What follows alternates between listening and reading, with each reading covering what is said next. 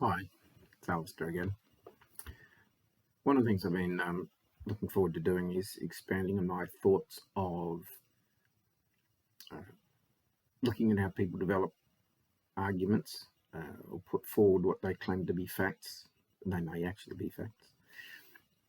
And I've been looking into this, and there's a number of structures of false arguments. And I'll just sort of quickly just run through a list of those and quick description and the basis of what I want to talk about later in other content is how to look out for those false arguments and what it is that people are doing with them. So here's just a simple list. Some people say there's about 15 of these types of arguments. The actual number does depend a bit which book you read, if anyone reads books. So I'm saying there's about 15 of these. And just quickly to name them, and I'm really just reading off a list here, but then I'll describe them a little bit. And Hominem, Strawman Argument, which is very often referred to. There is just a simple appeal to ignorance. There's a false dilemma. The slippery slope fallacy, that's often referred to. A circular argument. A quick generalization. Red herring fallacy. This one I really got to look up a bit more about, but called to Quoque in French. It possibly is Latin. It looks French to me. A causal fallacy. Fallacy of sunk costs. An appeal to authority, which is a very common approach of no value. Equivocation, appeal to pity, and the bandwagon fallacy. Just to go to the top of that list. And hominem is really an insult used as if it was an argument. It's really playing the man, not the ball, as they say.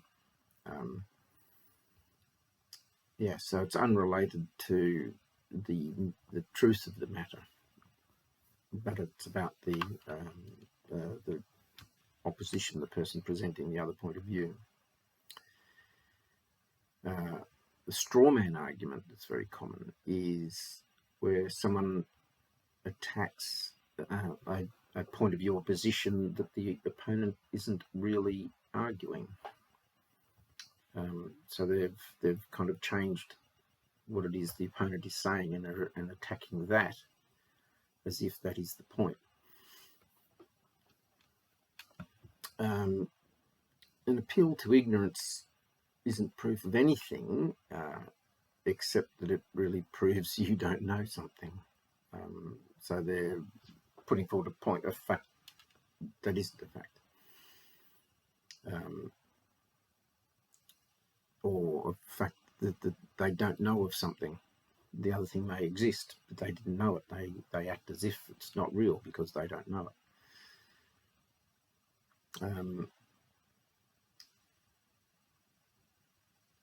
it. A false dilemma, which has got other names, but it's where somebody says it is either this or this.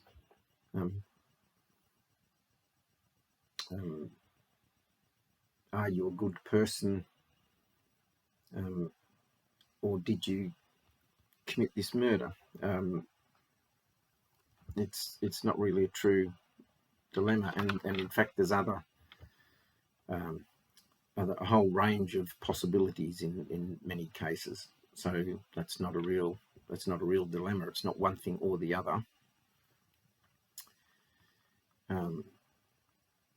So just looking, it's got other names: false dichotomy, black and white fallacy, either or fallacy.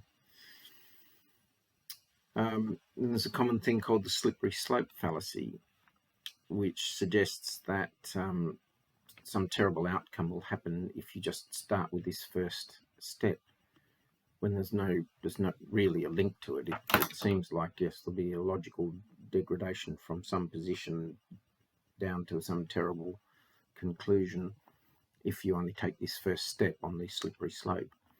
And in fact, there's really not evidence, generally, there's not evidence that the first step will lead to the last conclusion. It's a falsehood. The circular argument is really a method of reasoning that uses a claim of its own as part of the proof of itself. And it's a little bit like saying, if you you assume, there's a religious example here, but you assume the Bible is true because the Bible says it's true. That's a very common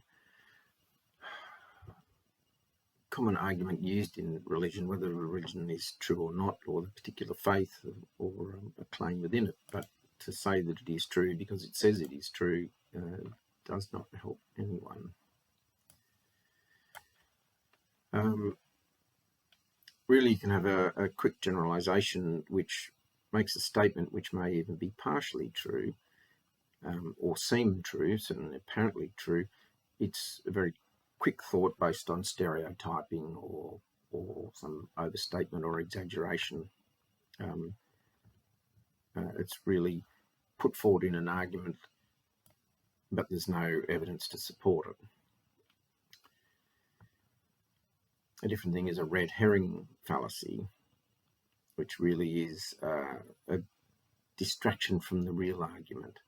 So red herring is a false point, and so people will often travel down the line of arguing a red herring, where it's really distracting away from the real argument.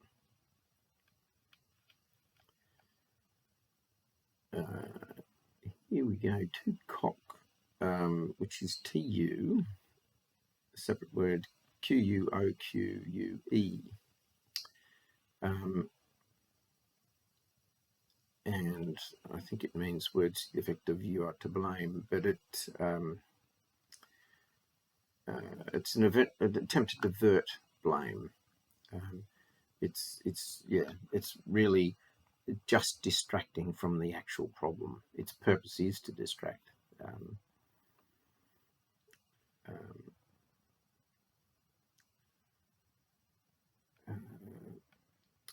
A causal fallacy is essentially just where logic breaks down, where it basically the argument is that this effect is brought about by this cause, and in fact the items may be unrelated. There isn't actually a logical step from one to the other, or at least there's not enough evidence to demonstrate it.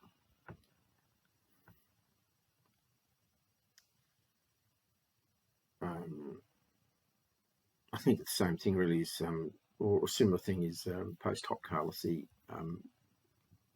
really, which is after this, therefore because of this, which is to say, because this happened first, this happens afterwards. And there's a pretty famous little expression which is correlation doesn't prove causation. So really that is meaning that just because one thing happened after the other, it does not mean the first thing caused the second. The fallacy of sunk costs is it sounds a bit like it's an economic point, but it's really, that's an analogy, but it's really that you've invested so much into an argument that you're reluctant to abandon it because you've put so much into it, even though it's going to be fruitless.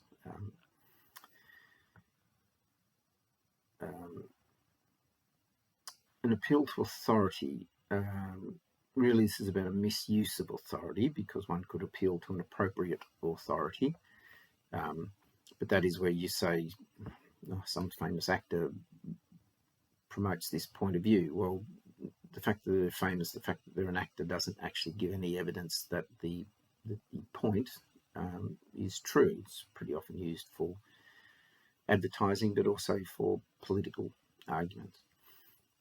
People tend to believe some sort of celebrity, yeah, that's frequently used in advertising, where a famous person says something, but in fact they have no qualification to really demonstrate that they are a valid source of authority. Equivocation or ambiguity is really where somebody's putting forward an argument, but they've actually not used clear wording, so that they've actually said something, but they're actually meaning something else.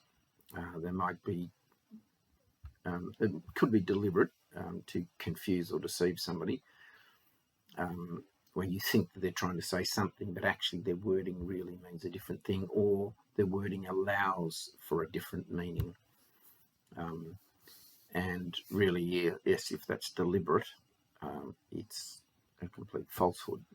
It's a little bit different to somebody just being a bit vague, like me, for example.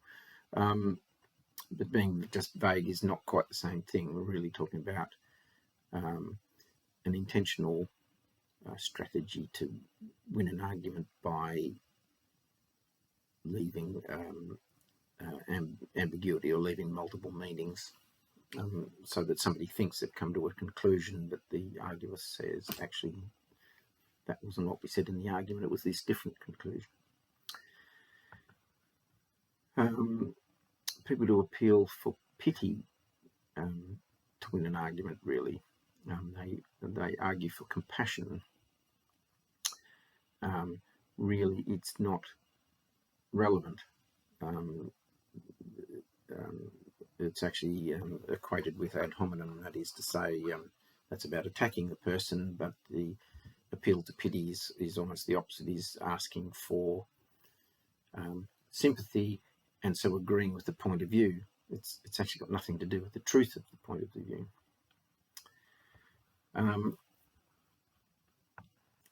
The bandwagon fallacy assumes that because other people agree with something, that it must be right. There's other names for that, but basically it's about the popularity of an argument, and really this is one of these things about what sometimes people say about common sense. Common sense tells you it must be something. Well, lots of people may think that, but the truth of the matter might actually be quite different. And we find that in industry sometimes, where there's a rule of thumb. People have been doing it a certain way for a long time, and sometimes that rule of thumb is in fact incorrect, completely misleading. And really it's like saying everybody thinks that. Well, actually they don't, or they shouldn't, because it's not true. And again, that can be done intentionally, trying to get people on board with something and saying it's popular, or it may be done as an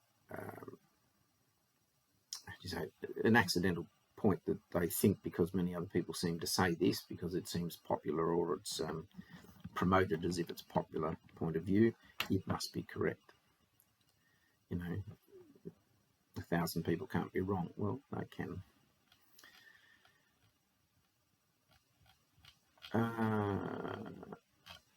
That really was probably all I had. I'll have to expand on a lot of that later. That was really just a quick rundown of thinking about how arguments are delivered. All of that really was about false arguments. There's a point about explaining valid arguments, which is really what I'm saying. One will put forward facts and logic. And if one were to add them up, one would find maybe pros and cons and have to make a decision at the end. And different people could have different points of view. But if one is arguing about actual facts rather than the valuing of opinions or valuing of conclusions, yeah, facts should win out at the end of the day. But not all arguments are logical. I suppose I'll give an example, which is in politics, and one may be to the left or to the right. I wonder which way I nodded for you to see that, but anyway, I did. My right hand said to the left, and my left hand said to the right. But anyway, whether it's to the right or to the left, in politics, a lot of that depends a bit how you value things. Certain people say the right has an approach of freedom and smaller government and less rules, and people's individual freedom is more important, and people on the other side might say that government should be looking after equality for everybody, and so there is more control, and distribution of wealth is handled differently in one way than the other. A lot of those things are about valuing. How do you value things like individual freedom compared to, say, the benefit of all individuals, including those that are less able to look after themselves? It's a value thing. So my point there is to say there's an argument which may not come to a logical conclusion, and people can rightly hold different points of view. And one may put forward an argument that the other disagrees with, but that's not the kinds of fallacy of those 15 types of falsehood that I was talking about. Anyway, that was just an introduction to thinking about the structure of arguments. Have a pleasant evening.